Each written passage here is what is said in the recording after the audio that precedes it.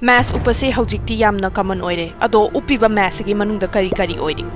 sini hojik mayamna yamna theknariba skin problem kaidoroga phagani uptabadi yade mask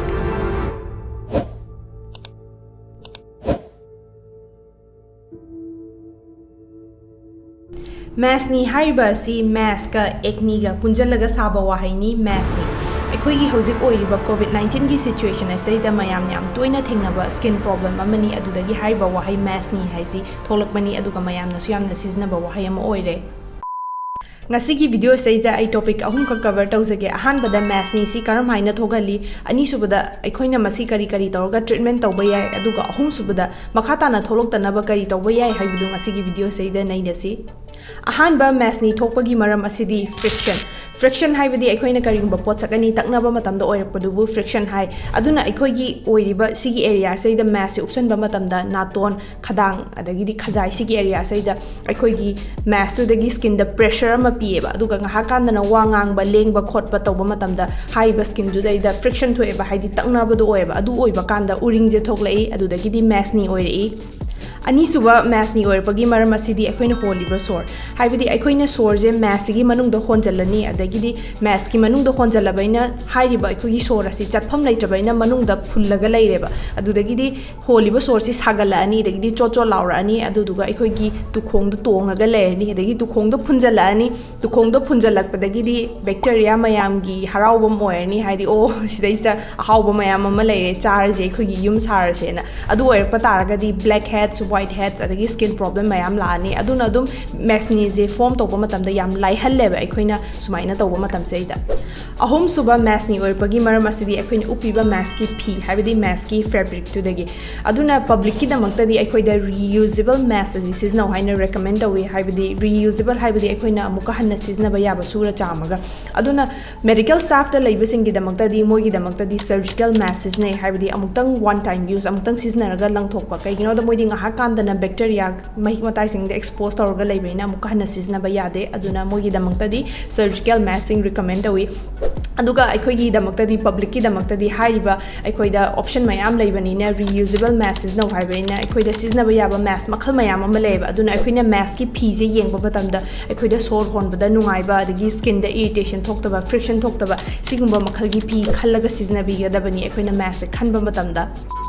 haiba maskne asi kari tawga phanba yai haibadu ai points mari da thamjage ahanba aikoina tawba yaba sidi cleansing haibadi mai taba si nongmada ani rak sum soi dana maki tawbiyu ayukta ama nungdangda ama ayukta di gentle cleanser amana dum taraga yare aduga nungdangda di double cleansing haibadi oil based cleanser amaga water based cleanser amaga punjalaga double cleansing tawbiyu kari marungi damakta double cleansing tawdoino haiba kanda ayuk nungthinda di aikoina sunscreen taibaina haiba sunscreen asi chumnagi water based cleanser amna mai taba kanda loinwak chatpangam deba skin dagi haidi napsalaga lehaweba maram aduna oil based cleanser ama siznaba matamda aikoigi sunscreen du khatang sengdokpa gatana tana aikoigi tukhongda phullaga leiba ngasagi uphun waipun adagi di thaurek impurities mahik matai singdo loinabak sengdokpa ngameba aduna maram aduna double cleansing asi sungsoi soiden tawbiyu nungdang dadi aduga mai tabiyo na mai si yam toina tarige phagadaba nate anira khak tabiyu nongmada ayukta ama nungdangda ama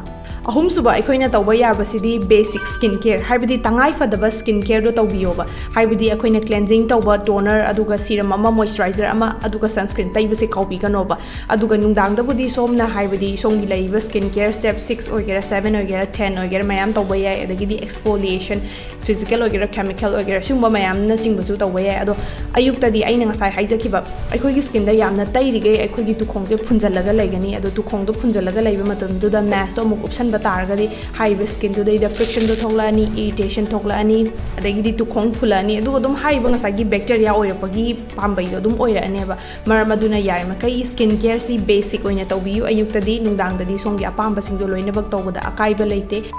aduga moisturizer siznaba matamda ju khazitang lighter oiba moisturizer ama siznabiyu samna haribada ceramide adagi niacinamide aduga glycerin gumba yawa moisturizer yenga siznabiyu aduga sunscreen di sungsa thadok piganu kaigino da aikoina mass upesi gi jaga je upena haibadi UVA rays e mana protect tawada ba leite aduna hoi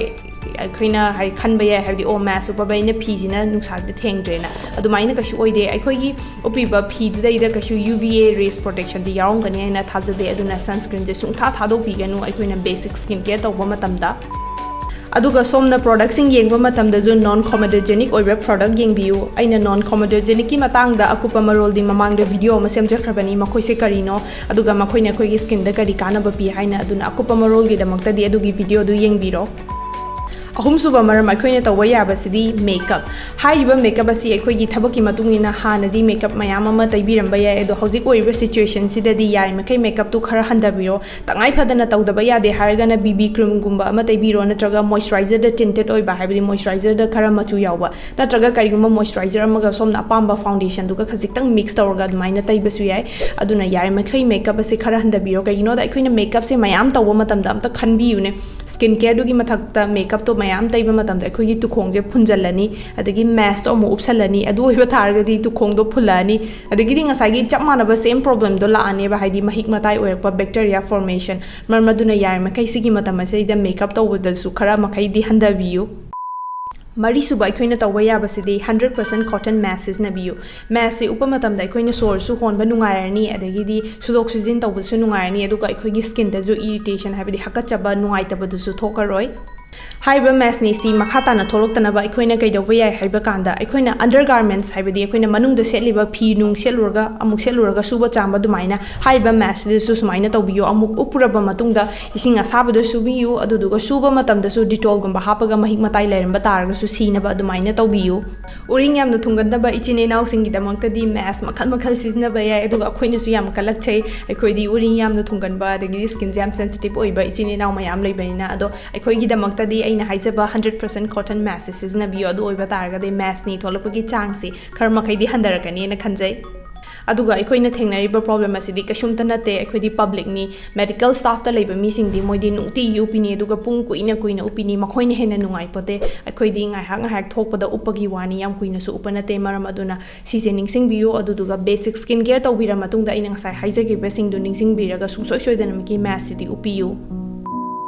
loishalakpada aina haizaning badi auzik akoina thengnariba global pandemic asi mi pum khudimang na awaba se thengnaribani aduna mastaisa akoina complain tawdabida akoina massing haktang upamatam da akoina opening day sor phuli haina upasi tawbiganu staisa mayam ama medical staff atopa profession da leiba mayam ama na mateng pangini aduna makhoi sing da so akoina respect tawsi bevhar utsi aduga haiba protocol pi ba situation sing ase akoina ngakna chasi aduga tangai phadana akoina mask upa hand sanitize tawa aduga social distancing tawa na mayam na loina khangna leibasi makhata na tawsi haiba situation asina phagalakti phawba aduga aina haizaning badi oiriba matam se da mi amana amada yamna hatred oiba nuksi da ba wahai wata adugu masing nu haidabida yamna positive